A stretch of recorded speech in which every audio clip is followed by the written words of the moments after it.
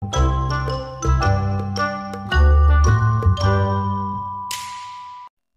rumus algebra untuk luas trapezium dalam sebutan X.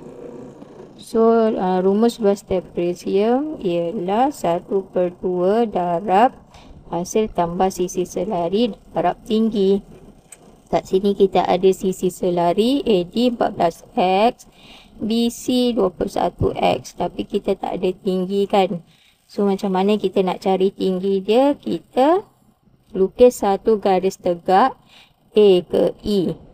B ke E kita boleh cari. B ke E adalah 21X tolak 14X. So, kita akan dapat 7X.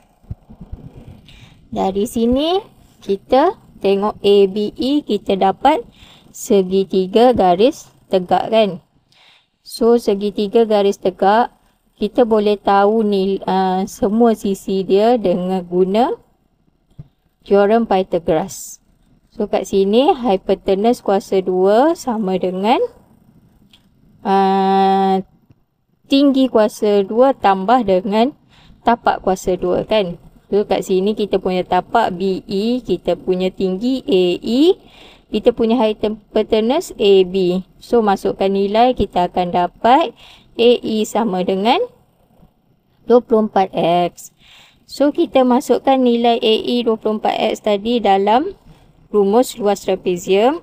Kita akan dapat luas trapezium sama dengan 420X kuasa 2. So, soalan seterusnya dia cakap luas trapezium A ialah 105 cm kuasa 2. Cari panjang DC. DC kat sini sama panjang dengan AE tadi kan. 24X. So, kita kena cari nilai X dulu untuk dapatkan panjang DC. So, nilai X kita dia ada maklumat baru. Luas trapezium sama dengan 105 cm kuasa 2. Kita masukkan dalam persamaan 420X kuasa 2 tadi. Kita akan dapat X sama dengan 0.5 cm. Next, kita dah boleh cari DC.